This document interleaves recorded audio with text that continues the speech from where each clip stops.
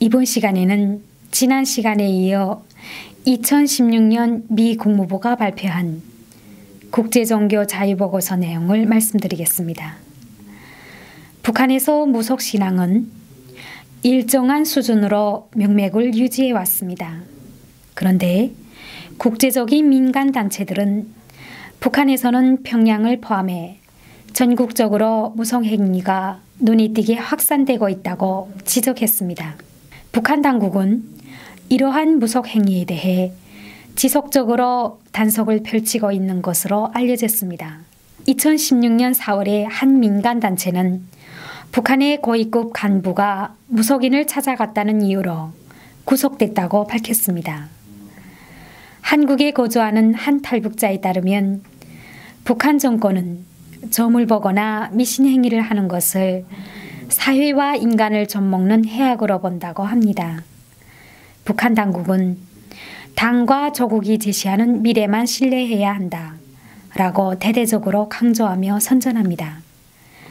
하지만 점점 더 많은 탈북자들이 적절한 탈북 시기를 정하기 위해 무속인을 찾아가 상담을 받고 있습니다. 한국에 위치한 북한인권정보센터는 북한 전역에 불교 사찰이 60곳, 천도교 교당이 50곳, 국가에서 운영하는 기독교 교회가 5곳이 있다고 추산했습니다.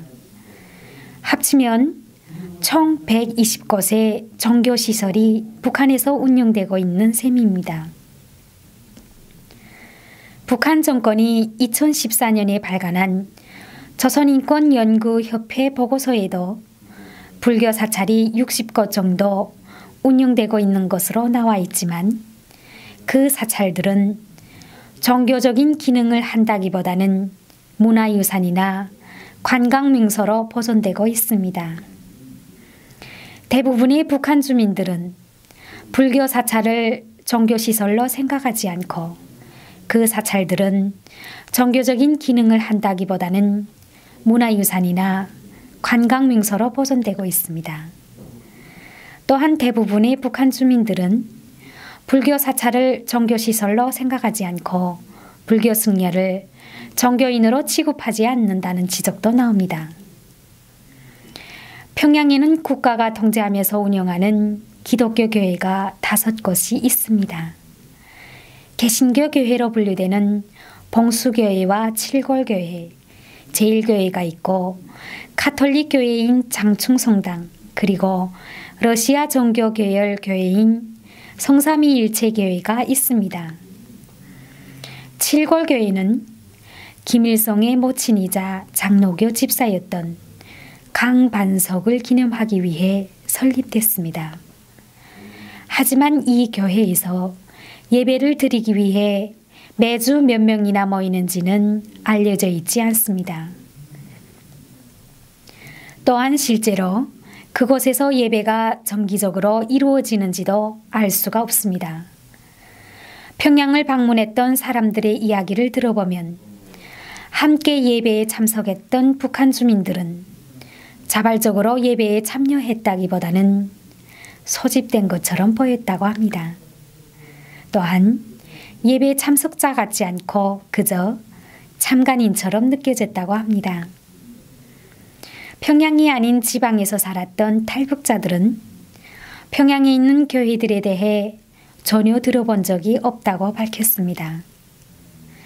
2016년에 한국의 통일연구원이 발간한 보고서에 따르면 평양을 벗어난 지방에는 개신교나 카톨릭 교회가 전혀 존재하지 않는다고 합니다.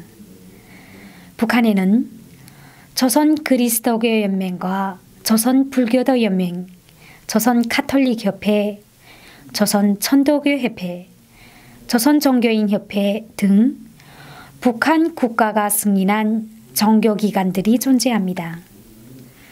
하지만 이러한 단체들이 어떠한 활동을 하는지는 알려진 정보가 거의 없습니다.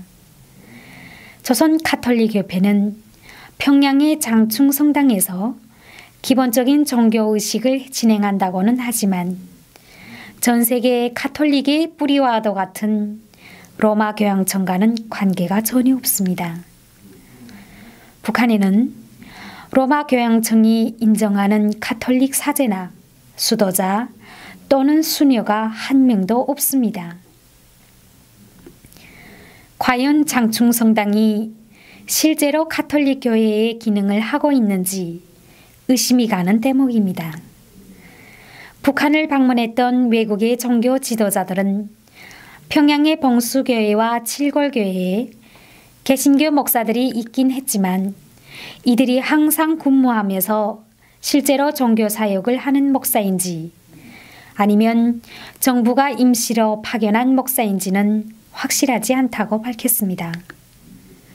소문에 따르면 5명의 러시아 정교의 사제들이 북한에 체류하면서 평양에 있는 러시아인들을 대상으로 종교 활동을 펼치고 있다고 합니다.